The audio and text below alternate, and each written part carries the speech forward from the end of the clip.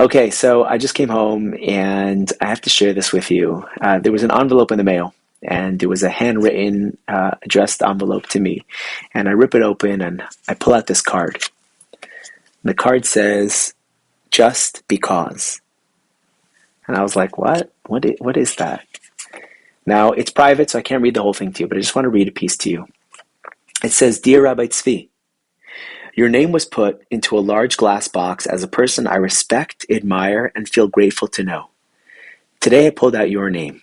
I'm just going to jump to the end. Thank you for being the spectacular person you are. I hope this note makes you smile.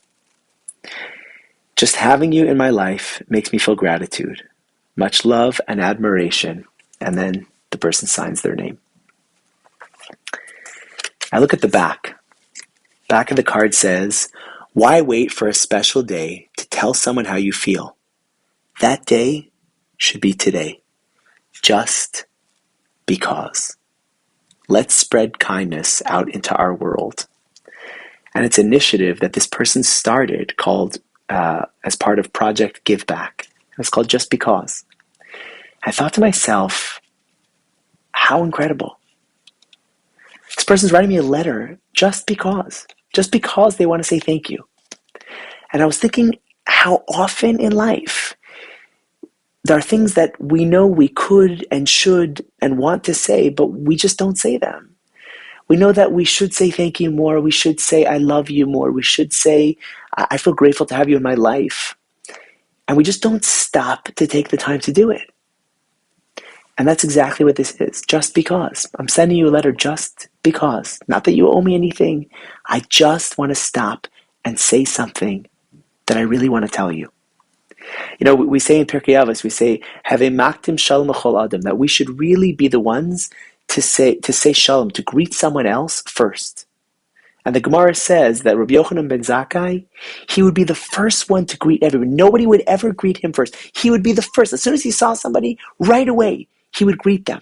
He would be the one to reach out, not wait for someone to do something for him, therefore he has to say thank you. He was the one to say it first. Why? Just because. Just because it was the right thing to do.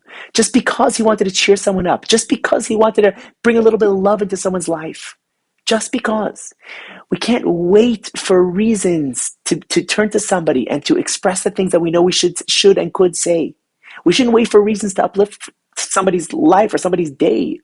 Let's just do it just because. I found this so incredibly inspiring.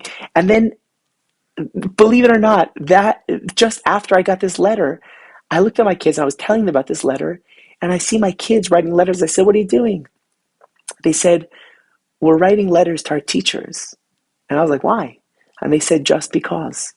Just because we want to say thank you." We're not going to be on this earth forever, and those around us are not going to be here forever either. We can't say one day I'll say thank you, one day I'll say I love you, one day I'll pick up the phone. I always say this, don't say one day, one day, one day, say day one. Do it today, day one. Let's pick up the phone. Let's write the letter. Why? Just because.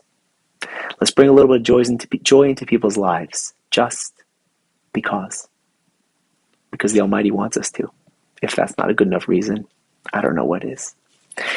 I want to thank you all for listening. I want to thank this week's sponsors. Today's talk is sponsored by my very own aunt and uncle, Pinky and Charlotte Eisenberger, thanking the Almighty for a speedy recovery and for a complete refuah shalema, as well as in memory of Yosef ben Eliezer Tzvi and Cyril Bas Shimshon, that both their neshamos, their souls, should be uplifted. Thanks for listening, and I'll see you next time.